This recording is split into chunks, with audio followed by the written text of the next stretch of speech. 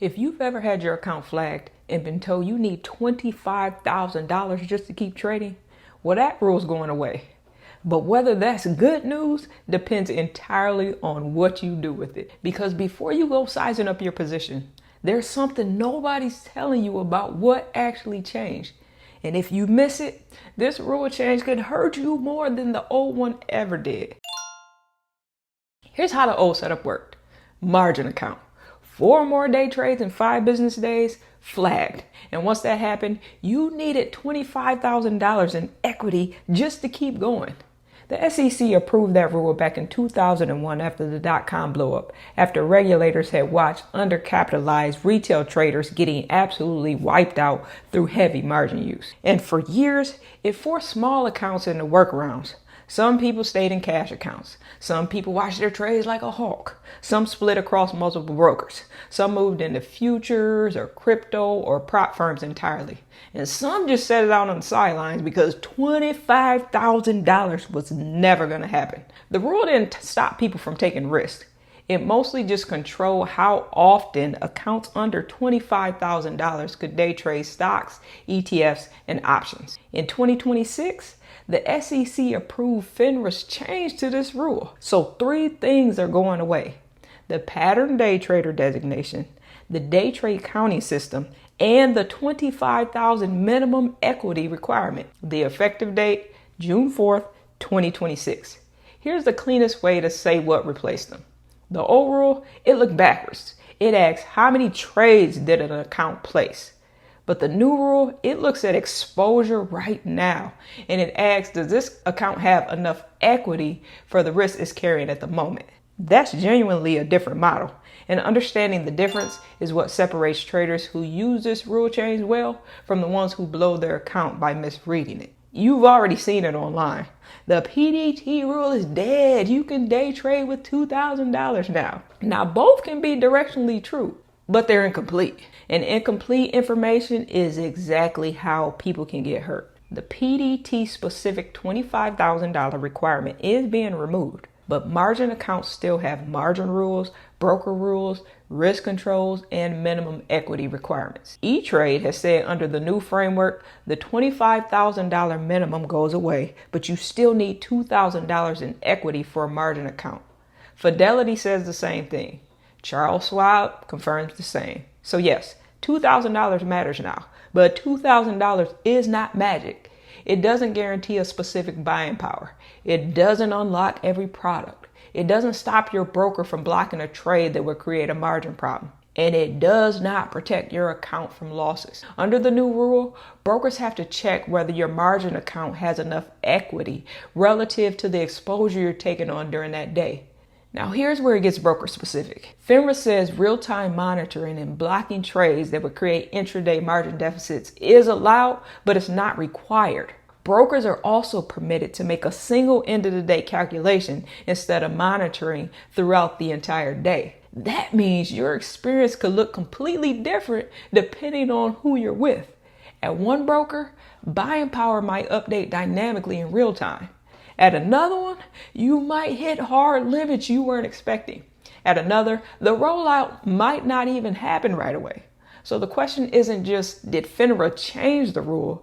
It's, how is my broker implementing the rule change? Here's what you might want to think about before you start placing trades. Access is not the same as edge. And for a small account, more access can expose a weak process faster than a restriction ever did. Think about what undercapitalized trading actually feels like. Every trade starts to feel like it has to matter.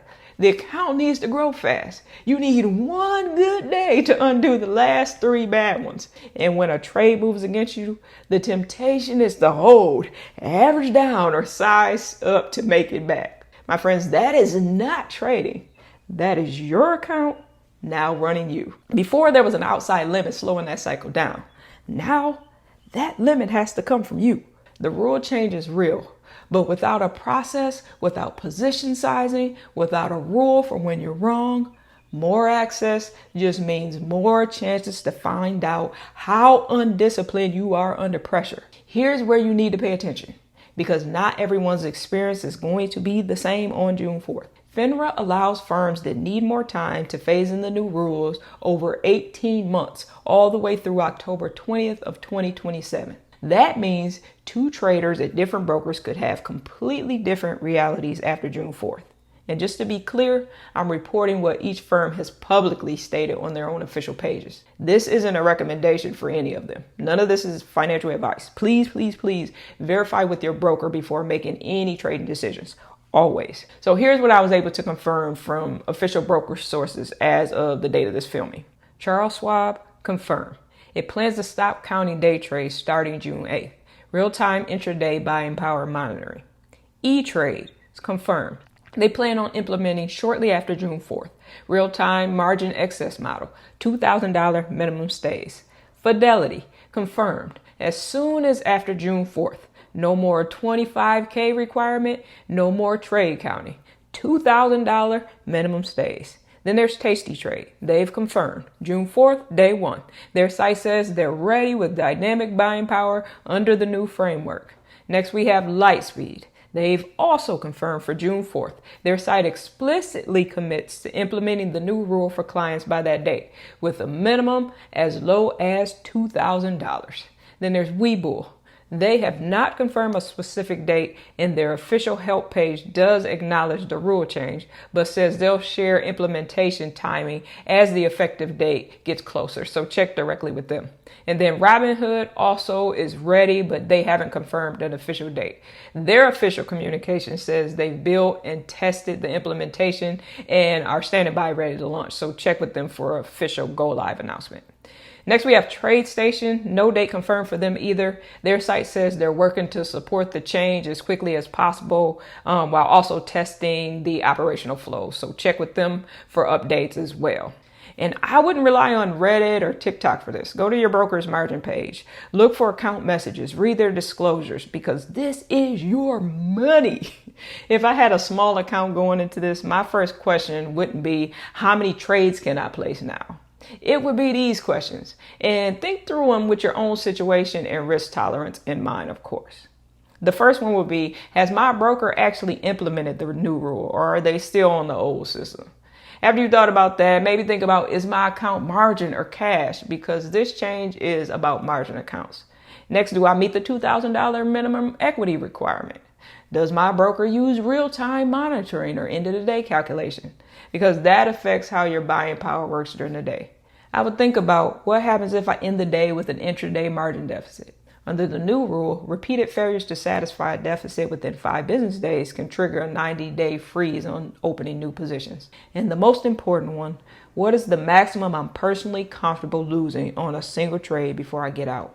Because rule changes are one thing. Trade management is a whole other thing. The market doesn't care that the PDT rule changed.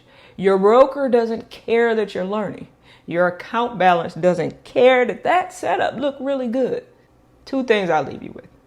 Don't confuse buying power with money you can afford to lose. Buying power is access, but it's not a safety net. And please don't treat this rule change like a trading edge. A lot of content out there is going to frame it that way, and it isn't. The rule gives you access. The edge still has to come from you. And if your broker isn't on the list of the ones that I covered, drop it in the comments and I'll tell you what I know, or I'll try to look into it. And if you found this video helpful, that like button helps me a lot. And if you want more content like this that explains the mechanics behind rule changes like this, please subscribe, because that's what this channel is for.